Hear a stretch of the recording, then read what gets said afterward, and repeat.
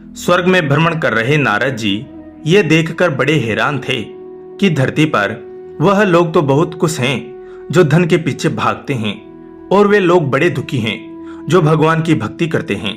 इस विचार से ग्रस्त नारद जी काफी परेशान हो गए, और जब उनसे रहा नहीं गया तो वह सीधे पहुंचे बैकुंठ धाम। इस प्रश्न का समाधान पाने के लिए भगवान विष्णु के पास। नारद जी जैसे ही भगवान विष्णु जी के धाम पहुंचे, भगवान विष्णु उनके मन की बात पहले से जानते थे। विष्णु भगवान ने नारद जी से कहा, चलो धरती लोक पर चलते हैं और आपके प्रश्न का समाधान पाते हैं। दोनों साधु का भेष धारण कर धरती लोक पर पहुंचे। वह दोनों सबसे पहले एक बड़े व्यापारी के द्वार पर भिक्षा मांगने के लिए गए। उन दोनों को अपने द्वार पर देखकर व्यापारी बड़ा गुस्सा हुआ, उन्हें भला बुरा कहा और बिना कुछ दिए उनको वहां से जाने के लिए कहा। जाते जाते साधु के रूप में भगवान विष्णु ने उसे आशीर्वाद दिया कि तुम्हें और भी ज्यादा धन मिले। नारद जी को यह देखकर बड़ा आश्चर्य हुआ, लेकिन वह कुछ नहीं बोले और भगवान विष्णु के साथ चलते रहे। थोड़ी देर बाद वह एक बूढ़ी माँ की कुटिया पर पहुंचे। वह गरीब बूढ़ी एक छोटी सी कुटिया में रहती थी। उसके यहाँ जाकर जब दोनों साधुओं ने भिक्षा मांगी तो बूढ़ी माँ बोली, मेरे पास तो आप लोगों को देने के लिए ज्यादा कुछ है नहीं, लेकिन हाँ, मेरे पास एक गाय है जो दूध देती हैं। अगर आप चाहो तो मैं उस गाय का दूध दोह कर लाती हूँ आप दोनों के लिए। उसे पीकर अपनी भूख शांत कर सकते हो। साधुओं के हाँ कहने पर बूढ़ी माँ ने दोनों के लिए दूध का इंतजाम कर दिया।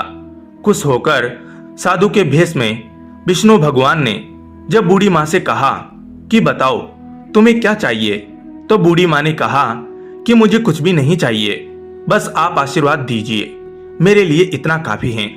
आशीर्वाद देकर दोनों साधु वहां से जाने लगे। तब जाते जाते विष्णु भगवान ने बूढ़ी माँ से कहा कि तुम्हारी गायें कुछ दिनों में मरने वाली हैं।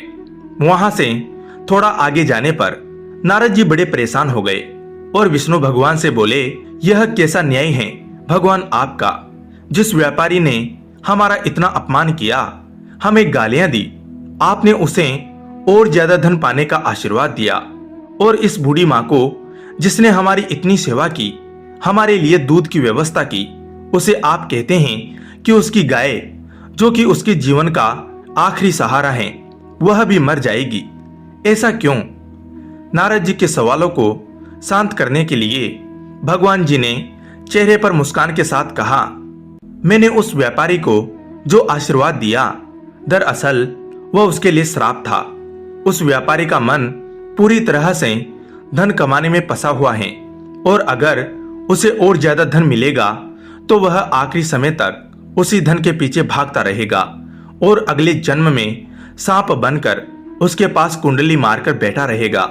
और रही उस बूढ़ी माँ की बात, तो बूढ़ी माँ का पूरा ध्यान अच्छे कामों में और भगवान की भक्ति में था।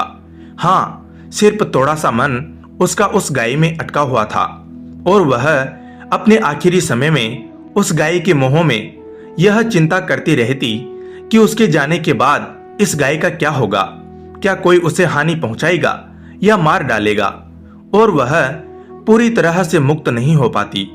बस यही कारण था कि मैं चाहता हूं कि आखिरी समय में उसका ध्यान पूरी तरह मेरी तरफ रहे, ना कि इस गाय की तरफ। भगवान विष्णु के समझाने के बाद और इस पूरी घटना के बाद नारद जी का मन पूरी तरह से शांत हो गया और वह खुशी खुशी स्वर्ग लौट गए।